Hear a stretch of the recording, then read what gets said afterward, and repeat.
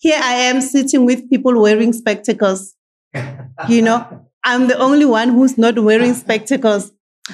I decided I'm wearing a suit and a techie because I thought my brother was going to be wearing suit and techie. He didn't wear techie. So honestly, I don't know what's wrong with him today. Masterminds of influence. When you see me, you see influential stories. This one is one of a kind. Yes. I'm sitting with Apostle BP Mojela and Ms. Nomvula Khumalo. But I want to know, I've known you for some time, but I don't know what BP stands for. Sometimes one is wondering, is it BP Garage? What? Yes. No, those are my initials. Actually, it starts with PB. So how did we get to BP? It was a brand. Okay. Now I had to just started with B and come with P. But in my ID, start with P and ends with B. No matter, we can still change the ID. Doesn't. Yeah. I love it when it's BP. When it's and BP. I enjoy it that way. Okay. Yeah. So can we know what BP is? All right, no problem. B stands for Wiganyo. Okay. And P stands for Pride. PRY. PRY. What does it mean? Ooh. No, I'm not sure. We need to go and ask Mama Mojela when we leave here. We're going to say, hey, Mama, we want to know what one is Pride standing for. Welcome. They called you the black man, but you're not black. You are chocolate brown. You are not chocolate brown like me. Yeah. I don't know. Because when you preach, they be like, hey, preach black man. Preach black man. And I'm like, hey, these people are colorblind. Then I was the real black man. Then. Mardeso Tabamits. No, it was the process. It was the process. Yeah, it was the process. Yes, so amunyola ditila. Amunyola bodak. Wow. Yeah, amunyola. Yes. Straight. So we're sitting here, very interesting that now we hear, much as I introduced you as Apostle BP Mojela, but we are here on a different case. Wow. We are here on a different mandate, you and BP Mojela Foundation. But like I said, we can't talk about BP Mojela Foundation without talking about who BP Mojela is. Yes. Coming from Winterfeld, born and bred there. Yes. And then I remember one day I attended one of your services and your mom was talking, about how, hey, you were really almost made her crazy by you and the Bible. Yeah. You and the Bible.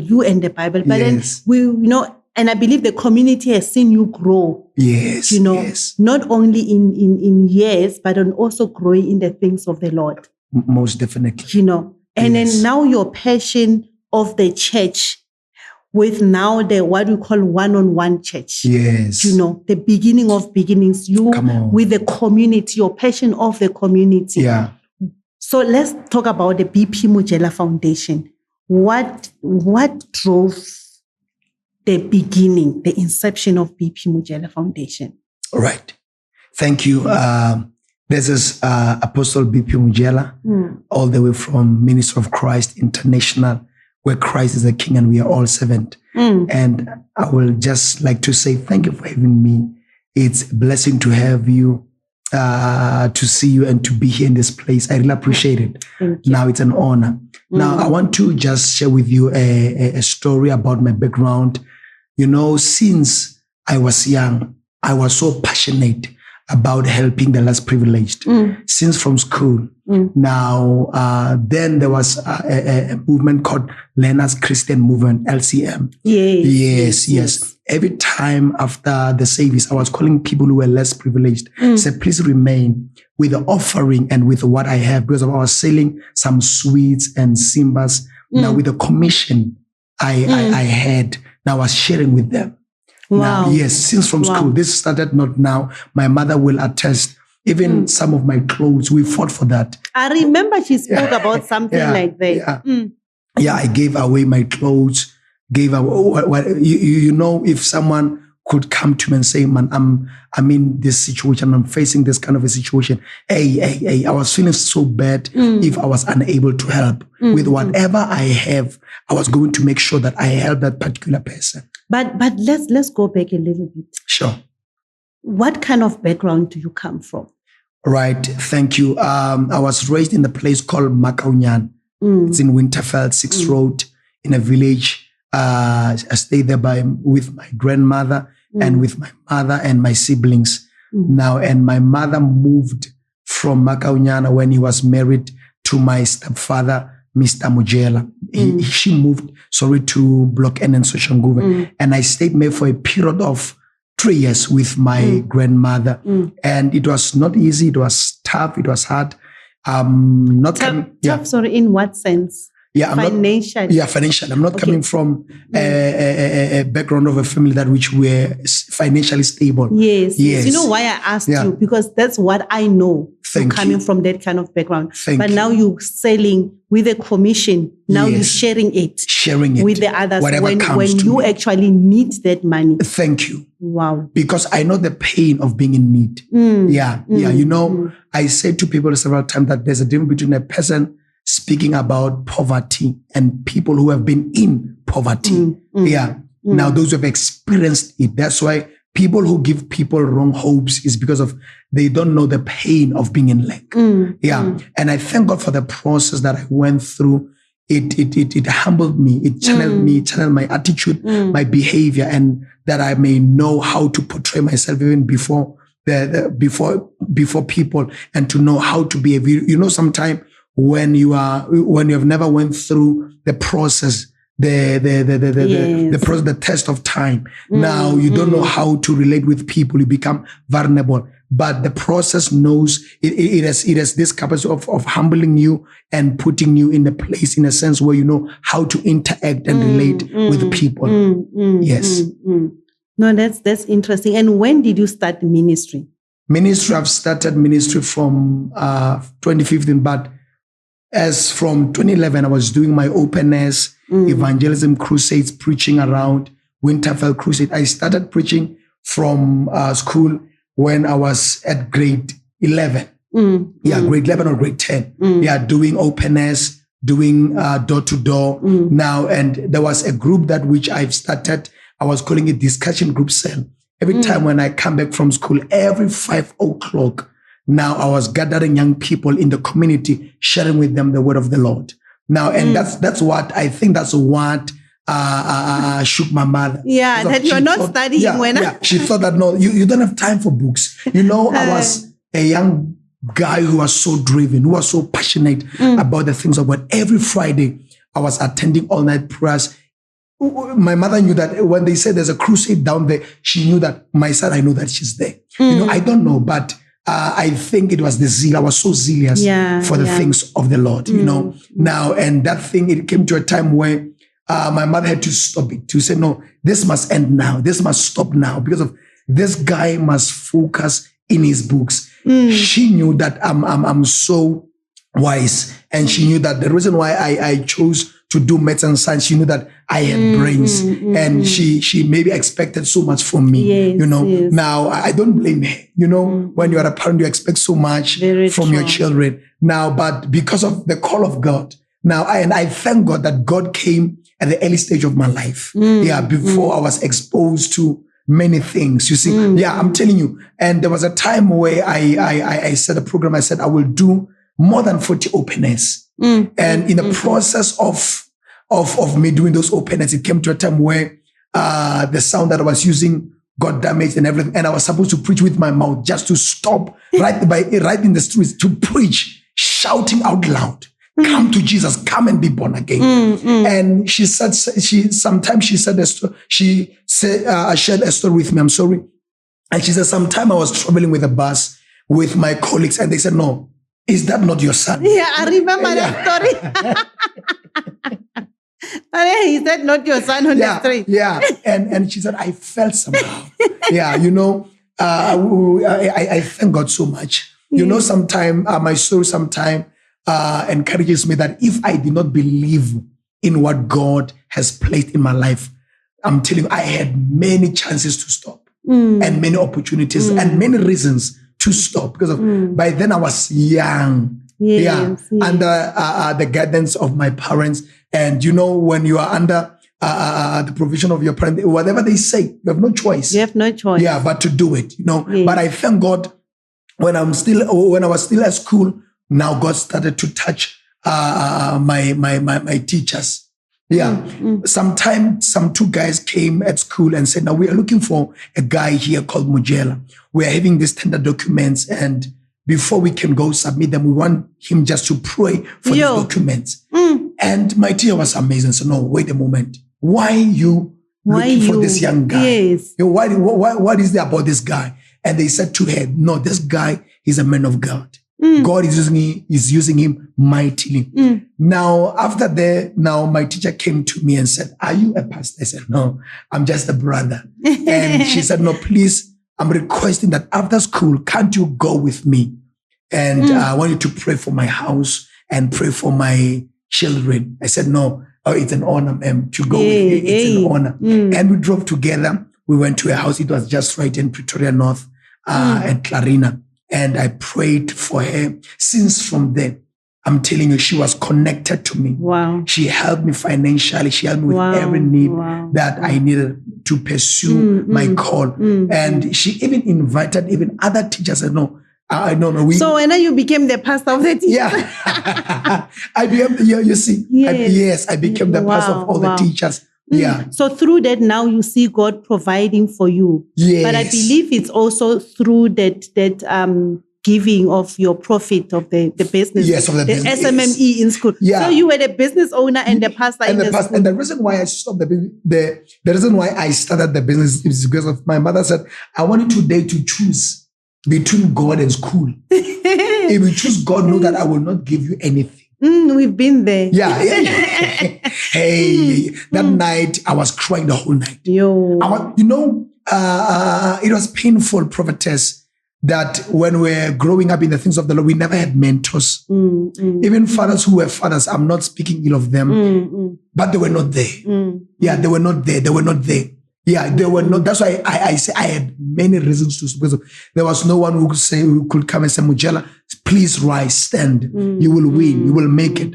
I had to be bold and be brave and to believe in what God has said to me. Now, and I think what helped me is that I preserved myself, and I was a man who was in prayer, who was involved in prayer and fastings. Yeah, I was engaged into more prayers and fastings. Now that helped me that I may be stable, rooted, grounded, and solid. Now, and I want to tell my teacher, I said, hey, I'm facing a situation. My mother says now she will no longer provide because, hey, I'm too much in the things of the gospel. And she said, what can you do? I said, now, if I can just have something, I will go buy maybe some sweets and sell and have something for myself. You see, now, and she helped me, and I went to buy some few things. Every day after LCM, I was selling. Yes. Wow. No, that's quite inspiring. Yes. So back to the foundation. Sure. Now, what inspired it? Because I think the issue when you're talking about you giving to the needy is cool, and then I know in the foundation, not only are you giving out donations, but also including the Nyaope or drug addicts and all. But true. What actually inspired it? Is it something that you're coming from, that started when you were small as well? All right. Oh, thank you so much for that. In 2014, my first crusade, there was another mother. She came to my house, to my home, and she said, no, I hear about you. People told me about you, that you are a man of God. I have a tent that I want to bless you with this tent. That go do God's work. Wow. Now, my first crusade, prophetess, I pitched it in a place where they sell drugs. In 2014, yes. I pitched the tent there. And when someone saw that there's a crusade there, and another man said, no, don't worry, the last day of the crusade, I will come with something that we can cook for these boys and preached for them and show them the love of God. I sense from them something was glued from me to them. That connected me with them. Yeah, I think that's part of my ministry, to reach the unreached. People are less privileged. Yeah, people are not regarded. To just bring them closer. Now, since from there, I remember another man of God said, I know, if you can go to the church of Mojela, you will find even people who are mentally disturbed. People who are, you'll find all this type of people. I noticed you've got all sorts. You've got from your professionals, executives to your lay people. And that's how church should be. Because regardless of how with one status, but when you come to your church, one feels I'm fitting. Yes, thank you. Yeah, this is what God spoke to me about. That's why, and I think because of the visions and that which I saw, God used to speak to me several times with visions. Yeah, I used to be a man who was going to mountains to pray there and fast, dry fastings. Yeah, for several days. Yeah, I remember sometime my mother thought I'm dead. Yeah, she thought because of my battery was flat, she could not reach me. She could not get a hold of me. And sometimes God will position you and say, I want you to function differently and accurately. Now, your ministry is all about manifesting my love to my people. Yeah, sometimes we preach about it, but we don't manifest it. We don't demonstrate it. And the scripture says, how will they know that we belong to you? He says, if you love one another. If you love one another. And I'm telling you, since I was still a young boy, now even people that were coming to my home just to ask for help. Yeah, this has been my ministry. This has been but now, and God said to me, I want you now to just invest into it. Yeah, I was doing it, but not how I'm doing it now. Yeah, now that's where I'm so focused. I'm so determined into what God has started at the moment. Yes. So when did the foundation start? The foundation started, I can say, this year, January. Okay. Yes. And started and launched. Yes. First lane, telling you. First lane. Yeah. Sharpshoot. December, on our Thanksgiving conference, Bishop Kelly prophesied a prophecy. He said, BP Mojela is an institution. Wow. Now I want to pray about that. And God was silent. But January, I think it was on the 7th of January, and God said, I want you to start a foundation. I want you to make the gospel to be fashionable. Yes. Yeah, because of people think you as pastors are only consumers, but not contributors. And that's how they see us. Yeah, that's how they see us, that we come to preach about tithe and offering. And I said, if the government can come now in Winterfeld and ask me this question, Mojela, what is it that are you doing in this community to contribute or to make change? Praying for them is not enough, because we are leaders. We are territorial commanders. Now, if we are praying for them, but if we are not providing anything to our community, we are failing it. Now, and God says, I want you to do this thing this way. Through the foundation. The foundation will give you a voice to the government sector. Now, because pastors and churches are not regarded anymore by the government. Yeah, when you come and say, I'm a pastor, they say, no, you're going to give us grass, you're going to give us petrol to drink. Yeah, you see. Now, but through this foundation, I want to protect the name of the Lord. Oh, yes. Yeah, that we as pastors, we as kingdom men, we care about the less privileged. We don't want to preach for them only, but we want to also feed them. Hence, like the scripture says that I was hungry, you gave nothing, you gave me nothing to eat. I was thirsty, you gave me nothing to drink. You see, now it's about time that we rise as as servants of God, as pastors, to make change to our society and to our community. That people, they can know us not only about we preaching big revelations about what we have contributed to. I've realized something, that there are some people who will not win them by preaching to them, but you will win them by just manifesting, demonstrating to them the love of God. Some came now to our church by what they saw on our Facebook page. And they were touched and moved and said, no, we never thought that even in this epoch, there are men like you who care about. They said, no, we see that the church is well stable now at the moment. Numbers are coming. Why are you still going to the street, Mojela? Because we see the church is growing so good. I said, no. The problem that when God gave us resources, we focus on the resources and we forget the source. It's about the blueprints, about God giving us the details of the destiny. Most of us, we know principles, but we are not principled. Oh, yes. No, definitely. And as you're talking about this hard to reach people, even in public health, there's what we call key populations. Wow. It's more like your truck drivers, your people injecting drugs, in your Nyaope boys and things like that. These are people that are more vulnerable. Come on. But now as a church, we don't see them as vulnerable. Yes. We don't see the need of taking the church to them. We don't see the need of taking the message to them. How are they going to come to the message prophetess, when they don't even have resources? They can't even come to the church because they don't even have clothes. They don't even clothes. Yes, true. Sure. No, that's very, very interesting, very profound. I was doing a bit of research because there's something I'm busy writing in terms of the church and the community. Wow. And I was so touched to say, trying to look actually at the role that the church is playing in the community. Thank you. You will scratch your head. You will try to count which church. Is it? Which church? But when we got born again in those years, there were missionaries. There were quite a lot of things going on. We can't always wait for people outside Africa to come and do things here. Yes. We can't wait for missionaries to come from England and other places to come and give food in our own place. And this is the gap that you are closing. That's so profound. Sorry, I want to interject.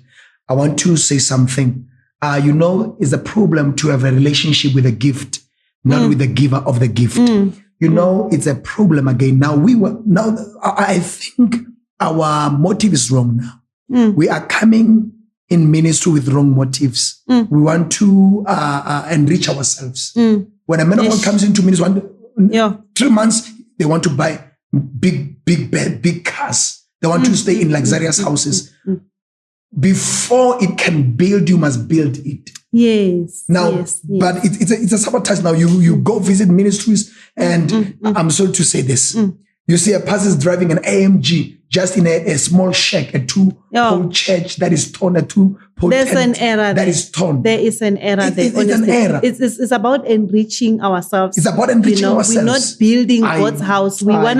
We wanna be comfortable, be sorted. Yeah. And if we ever get sorted, then we'll see God first, afterwards. You see. And that is why some of them end up leaving this world without actually even doing that which they thought they were going to do. Come on. That's it. Now, that's why the scripture says, Acts 13:36 says, after David served the purpose of God in his generation.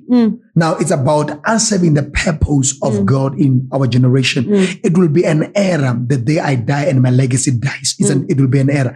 My legacy must live beyond my grave. You see, it's about time that now I prioritize what I'm doing. Now, I shared a thought sometime. I said, what you do with your time determines what you will produce in your time. Yes. It's very much important that we value time. When we value time, we are going to identify our time wasters. It's so profound, so key, because of quality thoughts will give birth to a quality life. Oh, yes. Now, it's so much important that we have right motives, and in the same time, we pray that may God help us. It's now we are in an era where everyone wants to be a pastor. Everyone wants to lead. They don't want to follow. They don't want to submit. And it's an error. You can't be in authority. You can't be in authority when you are not under authority. Because of authority without authority is not authority. It is not. Now, the gospel in this epoch must be fashionable. Now, it's not about, we have been preaching it. Our fathers have been preaching. It's about time we manifest it. Yeah. We manifest it. Very you will know them by their fruits. By their fruits. Not by how they preach. Not by how they dress. Not by what they drive. He said, Father, we were prophesying in your name. He said, I don't know you. But he will rather say, welcome, faithful servants, not faithful apostles. I think titles have demonized us. I don't know. Titles we are titled we are titled have blinded us in the same time, and in this we are pursuing. We are orientated around. Thank you. Titles. Yeah, around titles. You see, I want the same thing. Fascinated, title fascinated. We are fascinated about titles. Now it's about time that we become servants. He said, "I came not to be served, but I came to serve." And if we're fascinated about titles, it means now we are too big to even go to the street and cook soup and give it and feed them. I'm an apostle. I can't go there. I'm an apostle. But when I'm a servant, I know that I am a servant. Though apostle, I must know that I'm an apostle by function. Yes. But by title, I'm a son of God. Yes. No, now, when I'm a son, I will manifest the attributes of a son. Yes. But if I want to just address that title, it's going to be a problem. That's why I'm going to behave big, act big, and treat people big. And at the same time, I'm failing the mandate. We must stop being fascinated about these things of titles and everything, but we must manifest the sonship, because it's about time. Creation is waiting for the manifestation, not of apostle, but of sons to be manifested. Sons must manifest and rise. It's a problem that people are, a person becomes an apostle before they are sons. It's good that you are a son before you are an apostle.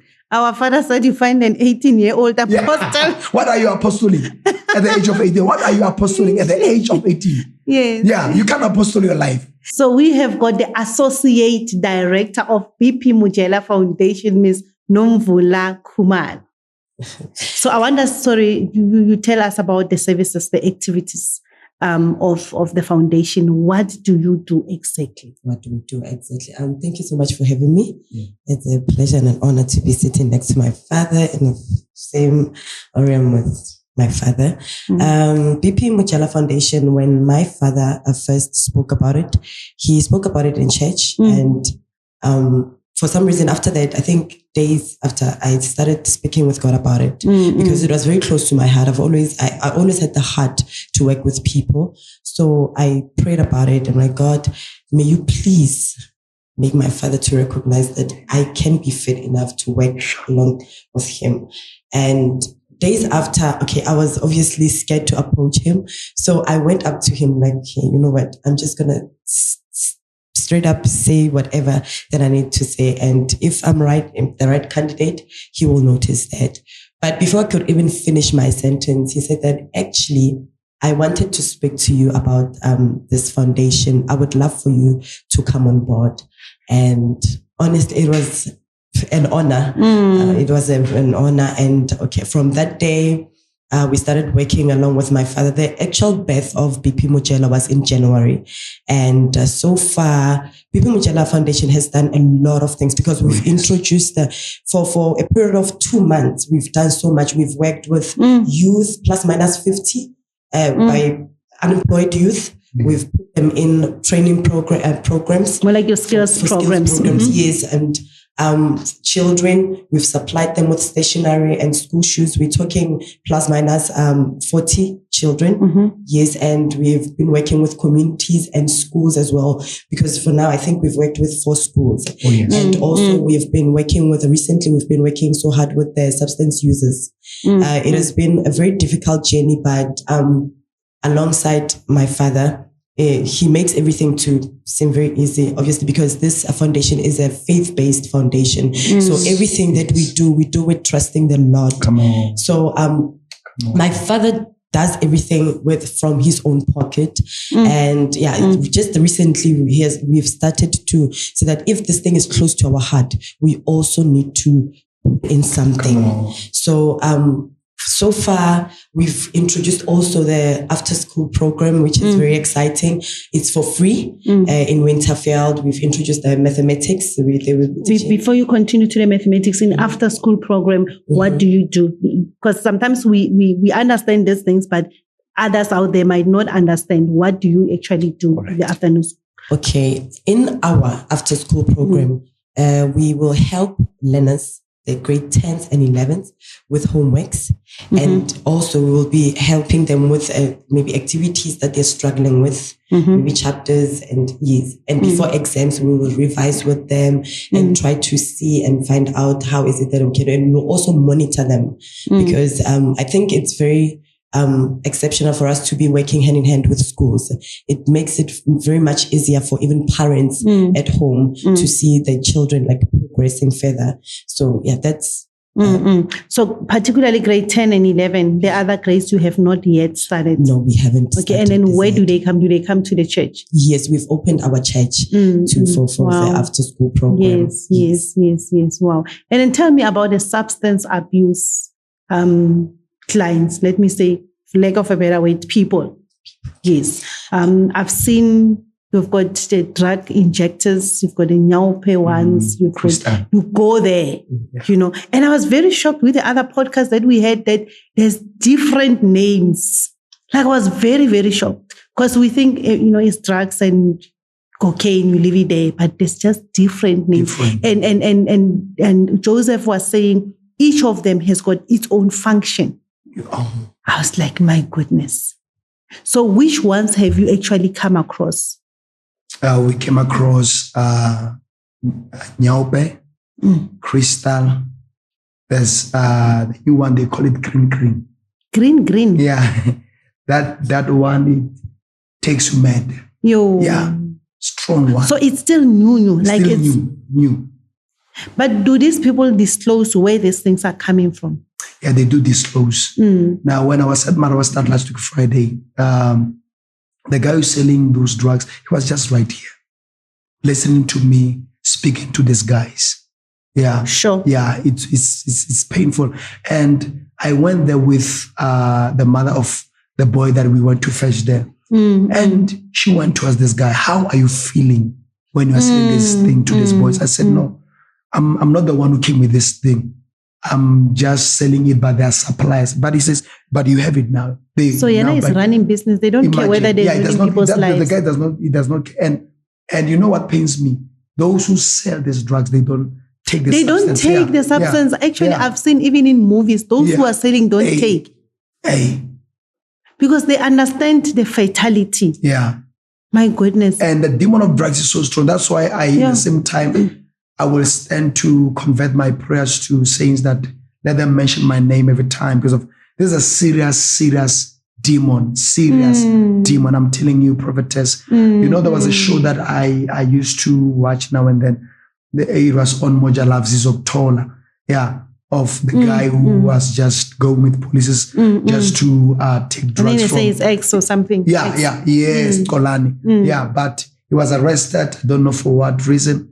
Yeah, I think, this is beyond human imagination. This is a spirit. This is a strong demon that controls boys to abort and to not to consider or recognize who they are and what they are born for, their reason of existence. Sure. Yeah. Sure. I think the saddest thing is, remember, these are future husbands. Yeah. They are supposed to be the ones who are going to be looking after the household.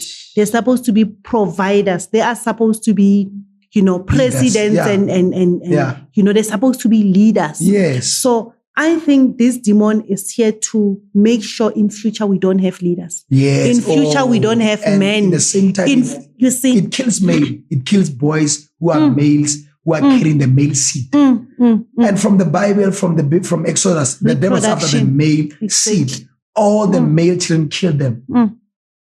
So it's dealing with reproduction. In a very that's smart profound way, actually. In a very smart way. Yeah. Because those who are going to survive, they will be, for lack of a better word, useless. Thank you. No woman is going to want to get married to them. They will be in the street. They will have nowhere to go. Nowhere to go. Yeah. It's a problem, you see. This is a national problem. And honestly, the government is not doing enough. The government is not doing enough. I believe there should be more money, you know, to clean up in the streets. Yeah, in the same time, the question that who are people are going to be responsible of this? Yeah, because you have to have a heart for these boys. You have to. You have to have some find them there smelling bad to accommodate them. And there's the slow motion, and when they talk, you have to understand what they are saying, and be patient. You must give them the love. You must give them the love. Some they are here, they're thinking. You have to know when we find them there, it's not that the day we find them there, they are born again the same time. Some will come to you and say, the same boys you are called, they're going to steal from you. You see, then I have to just. I don't believe it's completely true. Yes, you know, some probably might want to go back there. They might try and all, but one thing that I know is that you are in the community. The church is in the community. The church is giving back to the community. The very same community will say, you will not come and vandalize the place, our well, where we are drinking the water from. Come on. Now you have got this one who is looking after the church. You took him in December, right? In December. I mean, he was looking so clean. When he said he was taken from the streets in December, but he's already bright. You know, he's even talking so confidently. These are the ones who are going to say, you are not going to come and steal here because this is my refuge. Because not everybody has got a home out there. Others, their situations are bad. They can't go back home. They've got nothing and no one to go back to. Homeless. Some of them, if they're to go home, they're going to go back to the drugs because the situation, some of them is toxic environments. And I noticed from your pictures and the clips that you're sharing on social media, that some of them look to be older. Yes. They look older. Older. 2 way older. You see, now that's why I'm praying that may God rise funders and sponsors. Some are homeless. They don't have where to go. No, very true. You see, then that's why we adopted that one. He said, my father passed on. Now, this is, you see that boy, he's the one who pushed me to go pursue this call of changing these addicts and be real and true men. That they can know their reason of existence. I know that God says, I know plans for you, plans that I have for you, not plans to harm you, but to prosper you. You know, now is to develop love for them and just for them to, because we have started a program that every Fridays, we drive where we know that they gather. We go there with soap, sometime with bread, with juice. We give them and we interact with them. What led you to drugs? And amazing, some are learned. Some they have certificates. I'm telling you, Bonga. Those boys are brilliant. Remember that one that was on the social media. I can mention his name because it was on social media. Bonga. The one whose English was something else. Yes. But then went back. I don't know where he is now, but then last time I saw, he went back to the streets. You know what led them? The Lord gave me another revelation. He says, after they come from rehabilitation center, don't leave them alone. Give them something to do. Monitor them. You see, now they are going back there because they have no one. You see, who's monitoring them and they have nothing to do. You know, poverty is another demon, prophetess. It is. Poverty is another demon that leads people to these substances, you see. But God says now we have started some programs. There's a program that is running a church agricultural program. They come to teach them Tuesdays and Thursdays. You know, that's why I said, I want God to bless me. I want to build rooms at our church there that some they can come stay there. That we monitor them. When we said now this one is now well, it's okay. He has recovered, well recovered. And in the same time, we help them again to just rediscover their purpose and everything. We see what is it that they're good at, and we help them. We connect them with people who are going to help them become better men. Very true. Very true. Now that one that you say you connected him with a mother in Marabastad. Did the mother take him? The mother took him. Wow. So this is another role that you are playing now. Reconnecting the family. Them with the family. They saw me on. They saw me on social media. I don't know them. Wow. They came to my son. Well, you said, no, we saw you at social media. Yes. We have, the man said, I have my boy who's at Marabastad for 3 years now. Can you please take me and help me? Let's go fetch the boy. I said, no, don't worry. You don't need to give me anything. I will bring the car, pour petrol, and let's drive. And we went there. Amazing, when we arrived there, the boy was not there. I'm starting to wonder now. And they said, people, they die here almost every day. almost every day. Yes. We waited close to 2 hours, and the boy came back. And when he came back, what was the reaction when he saw the mother? Oh, the boy was excited. Wow. And you know one thing I love about that boy, he never gave us a hard time. He said, no. I said to him, your mother came to us. We are BP Mojela Foundation. We came here to fetch you and to take you back home. Are you willing to go with us? I said, I'm ready even now. Wow. I want to go now. I'm sick and tired of this life. Sure. Yeah, I was. Wow. Yeah, I missed this feeling of being closer to my mother. And the feeling of the mother coming to fetch you. Thank you. You know? To fetch you. Wow. The same Friday, another mother called us from Soshanguve. Said, please, I have a boy here. Please, can't you come help him? You know, I just, this is a ministry. And I thank God I love and I enjoy what I do. Even today, as I was busy with my errands, then I called some boys, please take them for their counseling sessions. Because of what I do, if I find the boy, I'm asking him, where's your family? Let's go to your family now for you to reconnect with them and to ask them a permission for me to take you to rehabilitation center. I don't do that without the permission of their parents. Yes. So now let's talk about the process. Yeah. You go there to Marabastad, you find them. Yes. Some probably say, no, we are fine here. Yeah. Because they're probably still enjoying the environment. And then those who say we need help, then what do you do from there? Thank you. With me, thank you for bringing that question. I tell them I don't force anyone. Yes. Yeah. Because of even on the affidavit, they must write. Nobody affidavit. Yeah. Okay. Yeah. After I take them to the police station. Or from Marabastad, you go to the police station? No, from Marabastad, we go to the clinic. Okay. What do you do at the There's clinic? a form that they must fill. They check their health. More like your vitals. Yes, yes. And they fill the form. That form is needed on the rehabilitation center to know, or some if they're taking medication, that they can help them on that. You see that after we go to do an affidavit. And then what do you say in the affidavit? What is it that you say in there? In the affidavit, they themselves, they are the one who are writing. Who are writing. Yeah. I commit myself that I want to go to the rehabilitation So I am consenting. Center. I'm not forced. I'm consenting. Nobody forced me. Nobody forced me to go to rehab. This is to protect yourself as well. Thank you.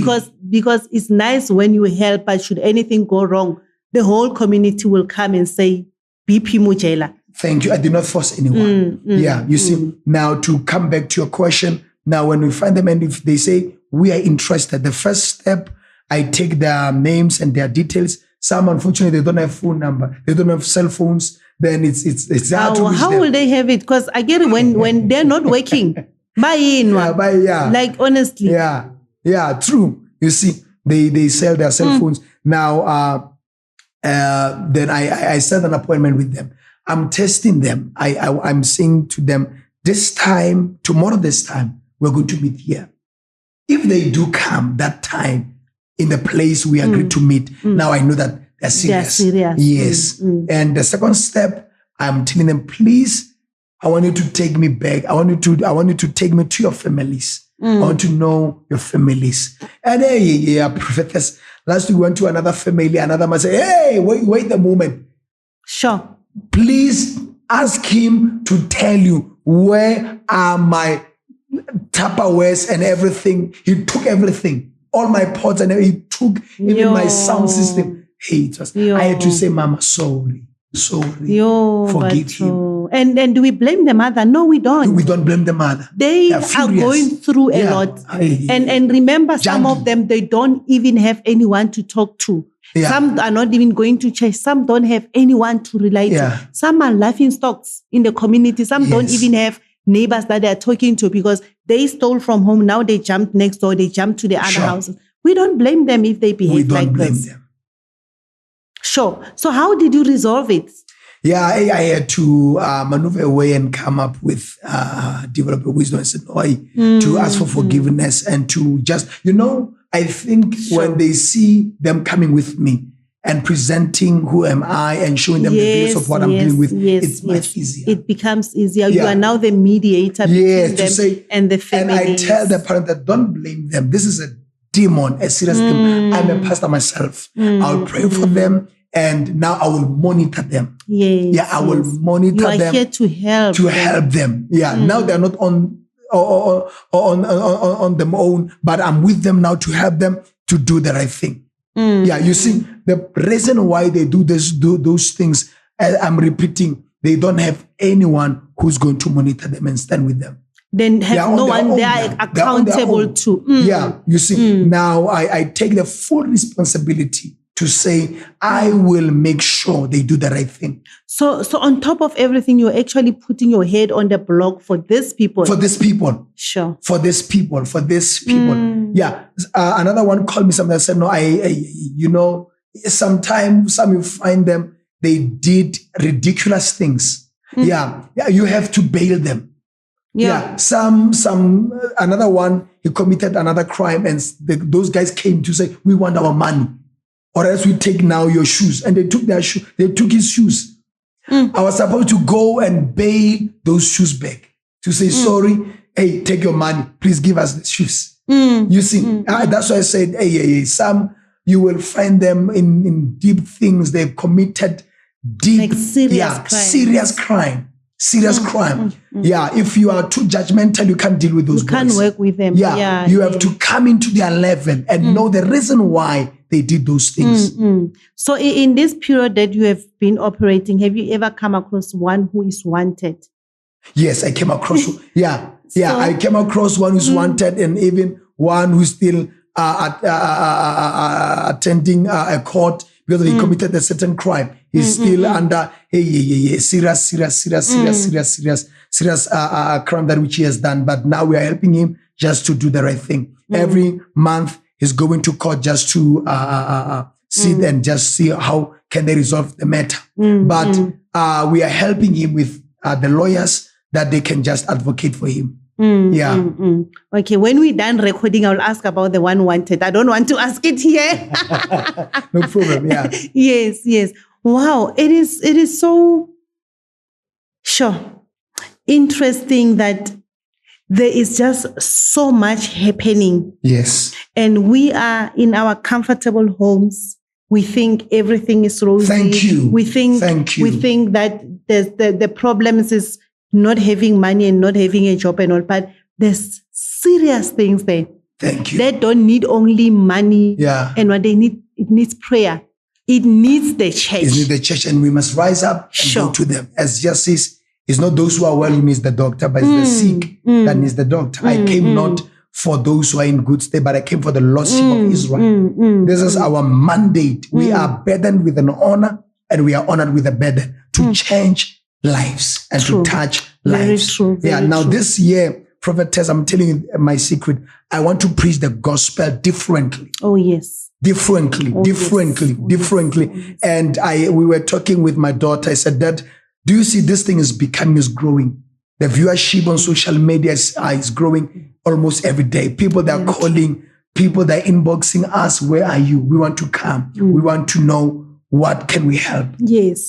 What can we provide? You see, now I pray that may God help us for us to be determined, to be consistent, and to be focused. Because of, consistency says when you start, you must finish. Yes. Yeah. I know that people who are there who are counting say, no, we are giving this foundation a year. After a year, it will vanish like other foundations.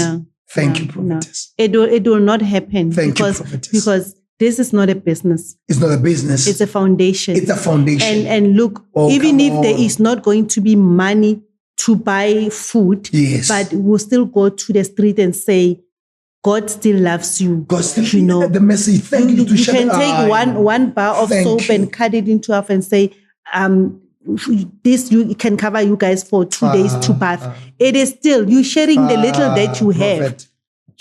So honestly, I think it's one of those that people should be embracing, to say, we don't have anything to give for now, but we will pray, we will come up with ideas, we will see, we will share on social media with the others, because the more we're sharing on social media, the better. Somebody out there with money, with resources will see and come to the rescue of those people in the streets there. That's why I was so grateful when you said, I want you to come to the podcast, because there are people that which that I don't know. Yes. By me coming here, I'm interacting with them. Some will just inbox and say, who is that man? We heard his story and we are willingly just to help. And I'm so honored and I'm so grateful. Once more again, this is an honor. We thank you. Yes.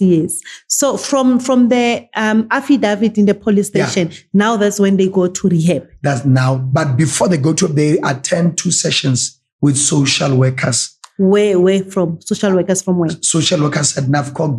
Those whom I found from Social Nguve, they go to NAVCOG. Those whom I found from Mabopane, Winterfell, they go to Black Like Me in Mabopane. Black Like Me? Yes. Oh, okay. Yeah, it's an organization. Oh, okay. Yeah, it's an organization. Yeah, where there are social workers there. All right. They deal with boys who are into substance.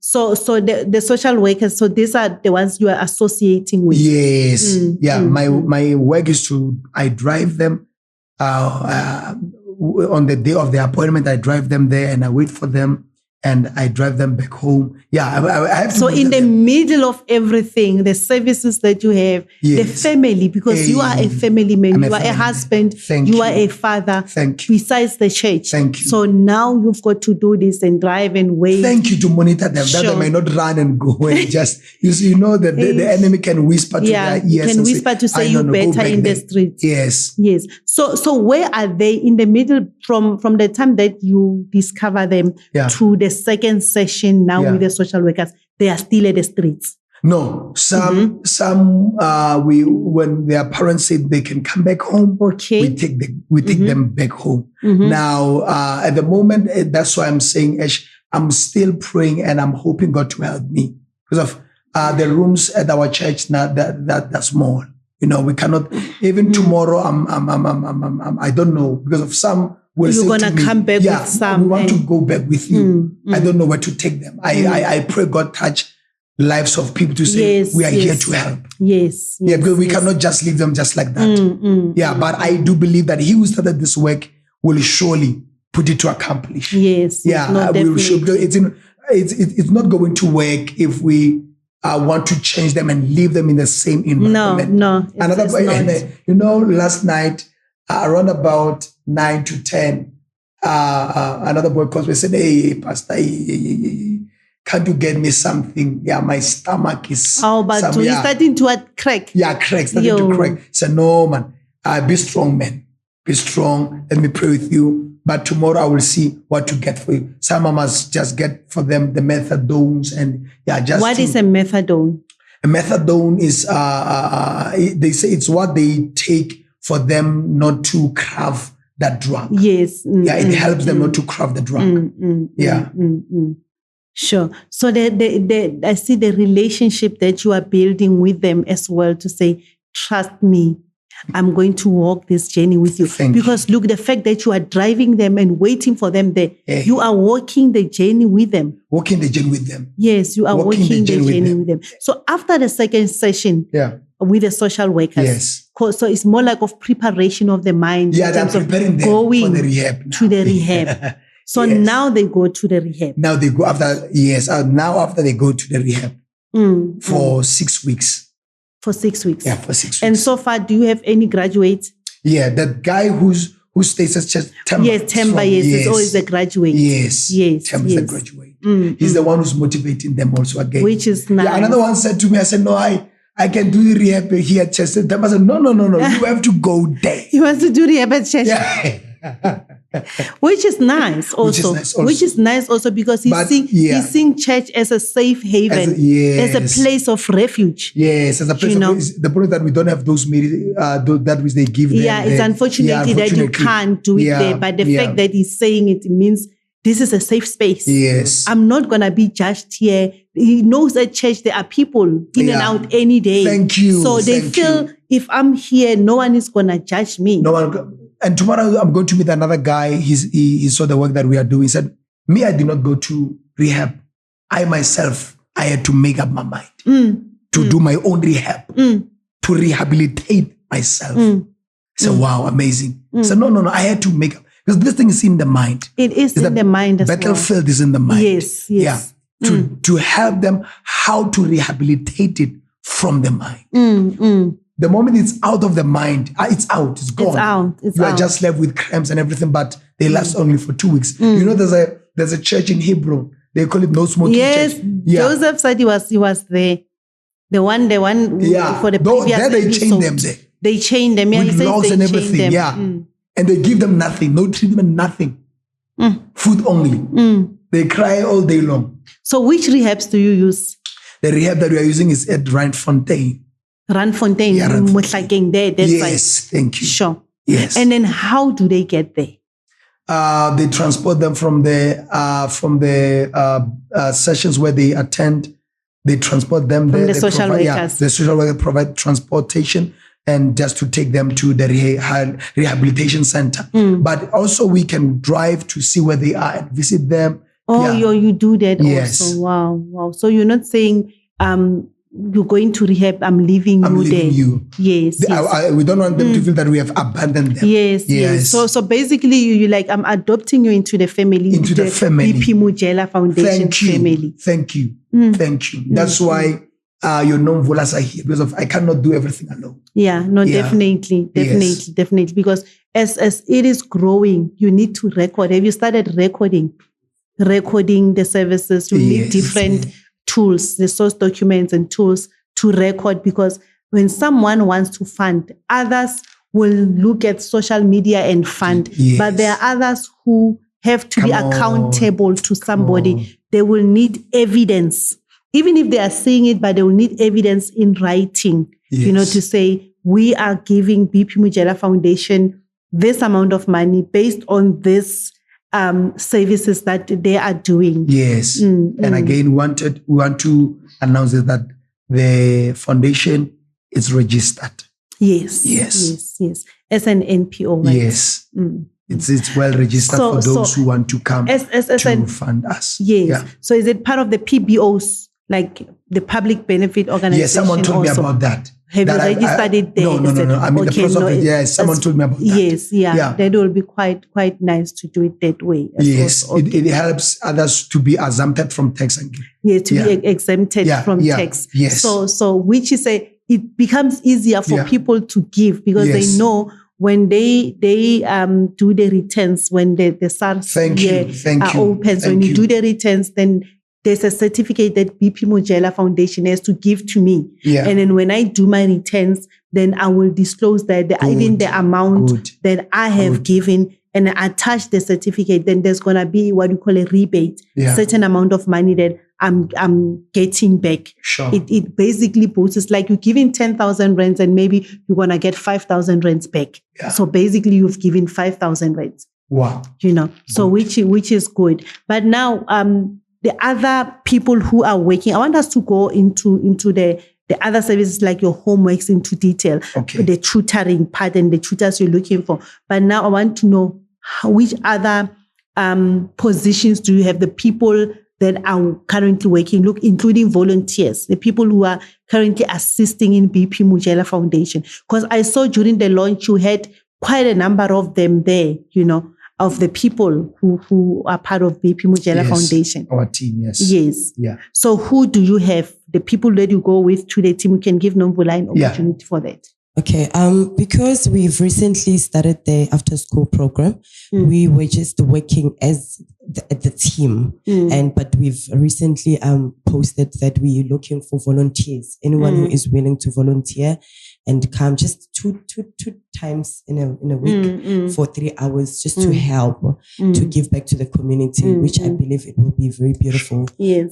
So for now, it has just been us, the team, helping out. So you're just doing everything. If there's dishes to be washed, you are the ones who are washing. You have to be drivers. You have to be everything, just to make sure this baby is surviving this first 3 months, Yes, because remember, we're doing this out of the goodness of our heart. We're doing this understanding that this is not just for us. This is for the kingdom of God. We understand that when God says that what you give, your right shouldn't know about it. So when we do it not for exposure, but we do it because we want people to know that the churches, like my father said, churches don't just take, they also give to the communities. Yes.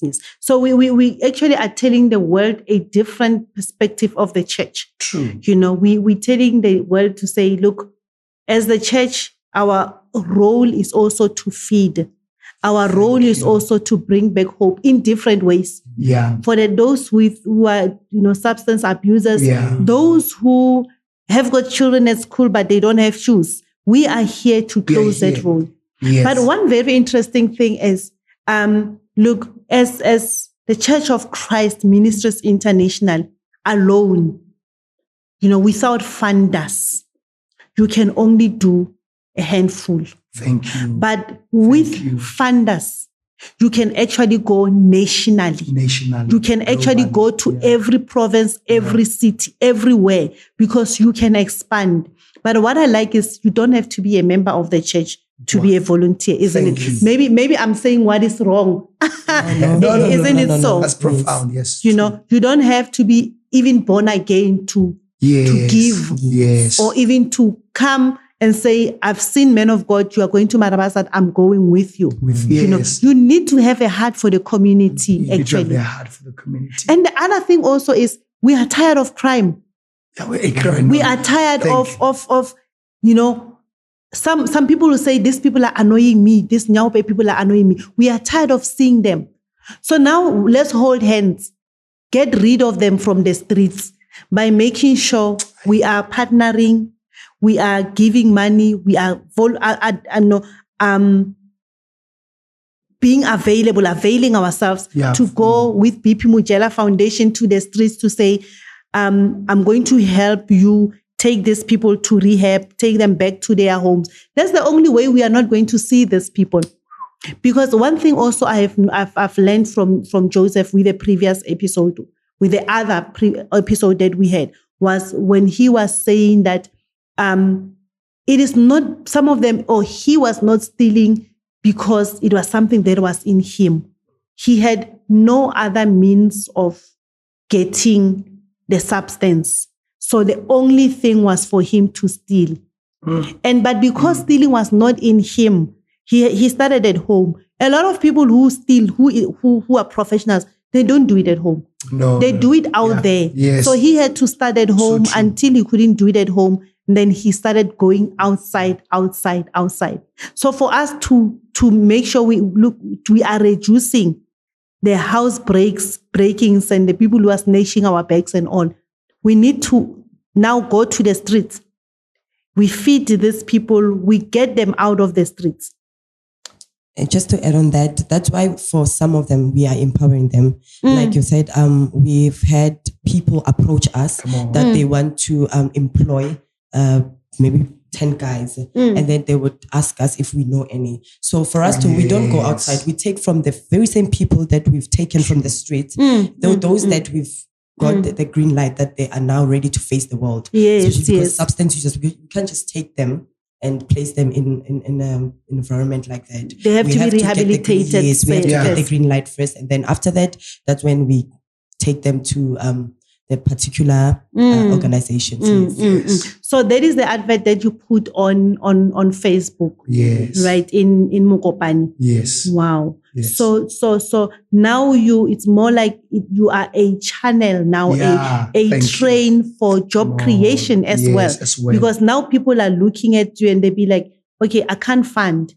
I don't have the resources to fund, but I've got a position. I need a driver. Thank you. Let me employ one of this who, as she's saying, not from the streets directly, but someone who has been rehabilitated, meaning that person is safe.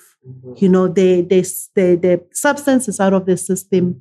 They are ready, mindset-wise, they are ready, to face the world. They are ready to work. They are actually, it's a way of them redeeming themselves.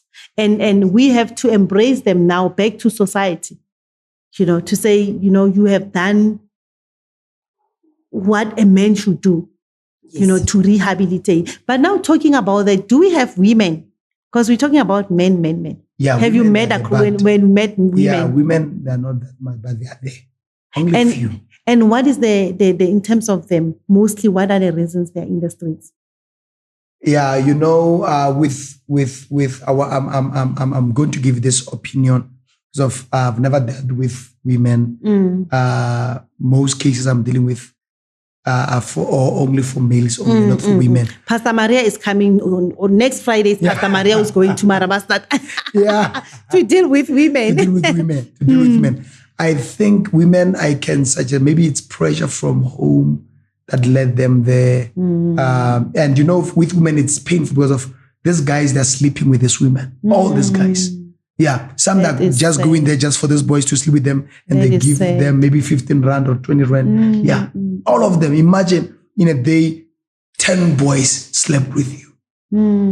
Because of women can't carry this things that which they are carrying. Where they go to recycle and everything. No, that is sad. There's a program I worked with of sex workers. You know, and I was very shocked when I was reading what we call a process notes, where the social auxiliary workers and social workers write the feedback from the street, from the field work, where they're saying, you know, that some of these women are you know, abusing substance. And I think probably some of them maybe is to numb that emotional feeling, because I don't think everyone who is in the street doing sex work is actually happy to do it. You know, they're doing it because of circumstances, and a lot of times we are judgmental. I was very judgmental until I worked in the program, until I had an opportunity of talking to some of them, asking what are the reasons, you know, and some of them, they've got children. Some of them, they come from abusive relationships. Some of them are coming from, you know, the victims of gender-based violence. Some of them, okay, the excuses are not really that valid and all, or they're not really making sense. But it is not by will. It's a demon, you know, who says you are better there in the street than in the house. Than in the house. Yeah. Now that's where we need to just go confront them, help them. I'm telling you, our work is huge as servants of God. Yeah, it's huge. It is. Yeah, it's huge. Really it's is. Huge. We are broken healers. Yeah, we are healing them, though we ourselves broken. We have to rise up and show up. Yes. No, very broken true. as we are. That's why, hence, as I said to you, that Sunday I was involved into an accident. Someone bumped into me, and I had an appointment to take them to a session Monday morning, and I had no car. So it's like now you are amputated for that moment. You can't do this job. Thank you. You see, but you have to come up with a way, because of this thing, it's your call, it's in you. So no, let me call someone who's going to drive them, because of though I'm going through something, but the mission must not stop. Because of I see the reason why the enemy fights me is because of what I'm doing. If I stop, he will rejoice and celebrate. Yes, true. Because he wants to make sure he is disarming all these men. You know, he's disarming them now, even before they raise their heads. Yes. You know, sure. Yeah. Wow, that's quite profound. I think I'm honestly in love with BP Mojela Foundation. You know, this is ministry one-on-one. This is you know, back to the basics. Back to the basics. Of saying, look, we know our mandate is preaching the gospel, but how do we preach this gospel when these people are under the influence of drugs? Thank you. Yeah. What are they gonna hear? Yeah, the mandate of go ye. And what is the use of we are concerned about maintaining this gospel, and then but we are not sharing it out there to unreached populations. Thank you.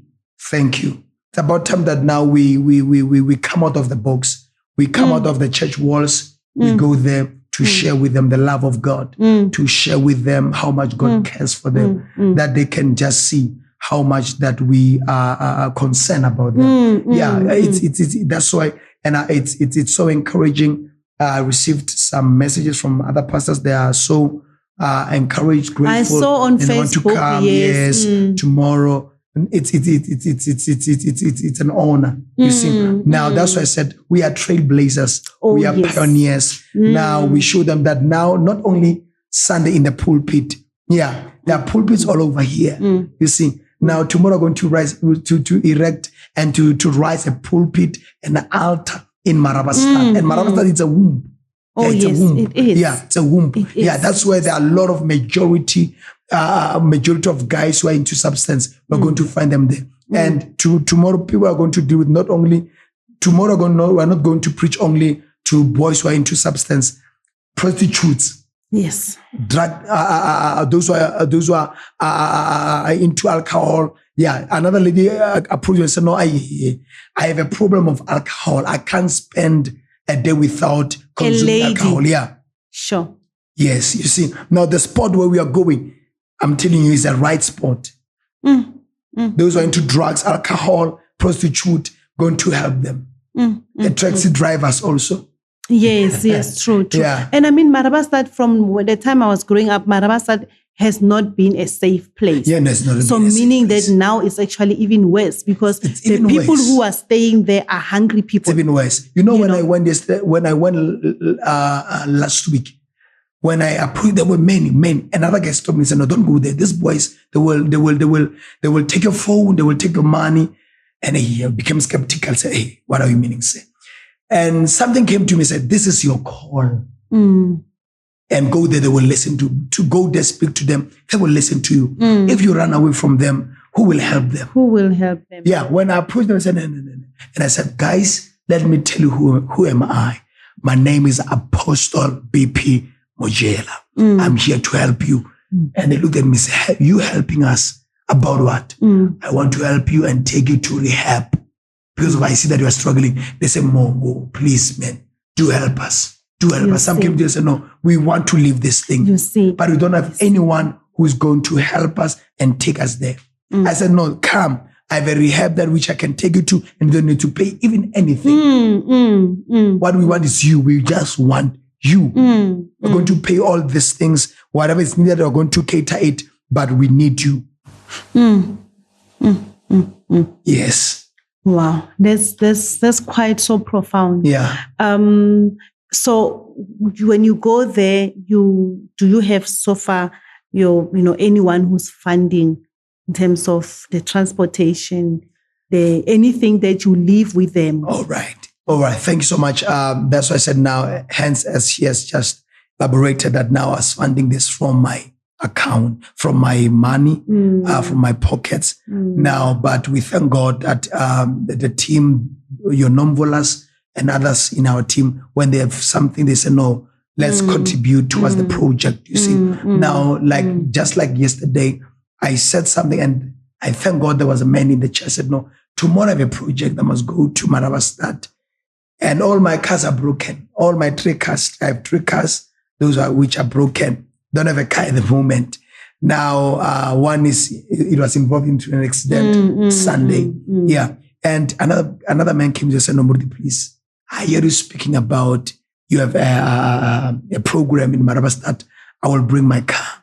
I will bring my taxi for you to transport people. If you need a van is here also. I said, wow. God bless that man. Wow, thank you. Yes. Thank you. Because this is part of enhancing the kingdom of God. Thank you. Because this is not just a foundation, but this is ministry on its own. It's ministry. Because you don't leave them there by the rehabilitation and all. You. Now this is an opportunity of introducing Christ to them. We can't take the Bibles now and go to Marabastad to preach. To preach to who? To preach to who? Hence, as I say, I wish people can see this. Now I'm seeing this as in a big way. This is a big offering. You are offering a platform. It is. That others there, they can listen and hear and get to know us and come on in board. Some they will just come to say, we need help. We have a boy here who's involved into substance. We hear that there's a foundation that helps boys who are drug addicts. That's why I said, you have created a big platform and may the Lord richly bless you. Amen. This is a biggest platform. Amen. Yeah. Tomorrow, many people are going to be connected and are going to have this information. When they have a boy or someone who is into substance, they know where to go to. Yes. No, very true. Yeah, very it's a ministry. It's a ministry. I said to is, them, you might not be with us in Marabastad, but what you contribute means a lot. Every soul that is going to come in the kingdom, you have contributed to that soul. You have a share. Yes. Yeah, every soul that is going to come through this program, you have a share. Yes, very you have opened the platform. Very true. Yeah, very your cameras, your time, everything, your guys, and say, let Mojela come here to share his story. And some of these men are men of God. Men of God. Some are supposed to be joining us into going out there to preach the gospel. To preach the gospel. Because there's a lot of work still to be done. It's a lot of work. There's a lot of work to be done. And it's very few that are still preaching the true gospel of Christ. So if you take them there, you introduce them to Christ and they drink from a well that has got sweet waters. Come on. They will not go out there and produce sour water. Come on. Come on. So like really this is, it is something very unique. Thank you. The programs that are dealing with your substance abuse people, they are mostly the NGOs that are already funded. Thank you. Already funded. But these are for numbers. Yes. This is for us to be able to report to the WHOs and the USAID and you name them. But now this one you fund him from your pocket. I must say your wife has got a big heart. A big heart. That's why I forever thank God for my wife. Yes.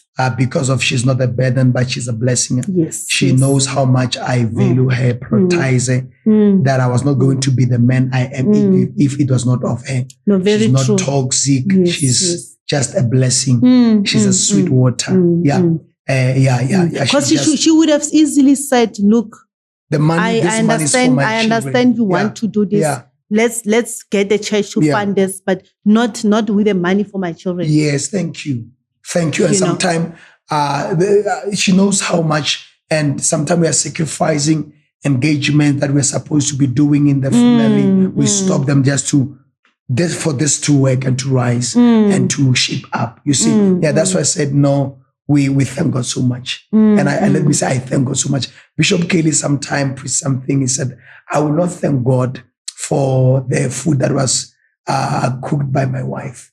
I will give honor where honor is due. And at the same time, I thank God so much again for my father, Dr. Apostle Mojela, who influenced me. This is the man that helped me to become the man I am today. Yes, I saw his comment also saying, this is ministry one-on-one, son. Well done. Yes. The man that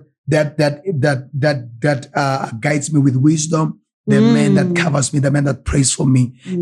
Before I started this organization, I approached him that I have this thought. How do you say, my son, please go for it. Yes. That if you and say he so, will cheer you. He will follow up and he will say, look, I am proud of you. Thank you. Yes. To call, how's it go? Yes. You see, and after we draft the proposal and everything, I forwarded to him and said, there's a proposal, check it and review it. If there's any way you want us to change or to add anything, please let me know. Because I believe in your wisdom. I believe in the man you are. We are very wise men, intelligent. Now he said, no, do this way, do this way. It was BP Mojela Foundations. He said, no, do BP Mojela Foundation. Let it be BP Mojela Foundation. Yes. The advantage of having 3 fathers. Yeah. 3 fathers. Yeah. I was sitting next to Apostle Kuda and I'm like, I've had 2 fathers, but 3 fathers. Yeah. Quite, that day during the conference, I was like, wow, you come from these humble beginnings. Sure. Right? But also it says a lot about your mother. Come on. A lot of women, they don't want, when they are married, they don't want the biological fathers of their children to have the relationship with their children. Yeah. And true. True. Especially, for those the fathers have been present, they will now cut them because now they've got this Prince Charming who has married them. But for your mother to allow you to have 2 fathers, and now God added a 3rd father. And you were saying when you are not a boy, so you can't be fathered by one person. You need 3 fathers in order to show Hore, you are the man, Hey, the black man. Yeah, come on. Wow. Yeah. Yes. Wow. Yeah. So now you've got these three fathers who are, influencing you as well, in everything that you are doing. Yeah. You are representing three men. Yeah. Three generations. Yeah. Yes. Wow. No, Wow. That's true. And I thank God so much, to share the story with you. That's why I said, sometimes you had to heal. You had to heal. I thank God that a boy is born, but a man is made. And you cannot become that which you're not made unless you are available. You have to be available. And I forever thank God for Apostle Mohano. Fathers are fathers. I had my biological stepfather, But since he came, he closed my soul. He closed the voidness in my heart. I said to him that you are not just a spiritual father to me, but you are a biological father. It's painful to be a son that which you are a threat to your parents. They don't know how to father you. To me, my father don't know how to father me. Because of this big thing. The big vision I carry. Say we can reason with him this way. You see. That's the man who can challenge me on a certain level. Yes, no, very true. Yeah. Very true. We are blessed indeed to have him. Yes. And being the one who, what is the word for the launching? He inaugurated, this is the proper word. Inauguration of the launching. Blessed the launching. Yeah. Yeah, English is running away. It's late. No. Yeah. Yes, he started, sealing it, giving you a blessing to this which people are seeing as a foundation, but once they get a revelation, they realize this is a ministry. It's a ministry. Yes, that will benefit everyone. Wow. Yeah. Thank you so much, BP Mojela Foundation. Yeah. But I want you now to reach out to someone out there who has got resources, to assist BP Mojela Foundation, to assist somebody out there in the street, to assist the child who is at home, who does not have food, but tomorrow they've got to go to school. Sure. They don't have shoes. Hey. That child who is struggling with this subject at school, but there is someone there at home sitting with a skill. So I want you to look at that camera and talk to someone. Thank you. Let me, Novolo can say something and I will just summarize. Thank you. Okay, to the viewers at home, BP Mojela Foundation is looking to reach the unreached. So if you know of anyone, we are growing. We're going to grow outside Harangua, Soshanguve, and Mabupane. If you know of anyone who is struggling with mathematics currently, if you know of anyone who is a substance user and is looking for help, I plead with you, please go to Facebook, like our page, and inbox us. You can also email us and we will get back to you right away. And I will like to give to the vision carrier so that he can proceed. Once more again, this is your favorite apostle, BP Mojela, the black man. This is not my foundation. This is our foundation. Me rising is we rising. Please come on board, support us. Your contribution will really mean a lot. Through your help, we can do big things and great things. I thank you and I love you. I am Apostle BP Mojela. Amen. Amen. My career started with volunteering. My two careers, I've got two careers. I'll tell you after this recording. Yeah. But it started with volunteering. I volunteered after matric in a home. I'm going to be hosting the mother or owner of the home soon. But it started with volunteering. And I used to go and teach drama, a skill, imparting a skill, teach drama. And then when I left there, then I went into when HIV NGO started. I went and I volunteered into the HIV field.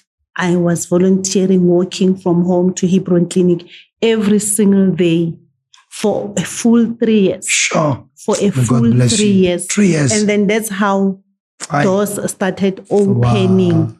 Wow. So by so saying, I want to say to someone out there to say, you have got a skill, you have got qualifications, you've got a knowledge, Come on. Of mathematics or whatever, even those that are not mentioned.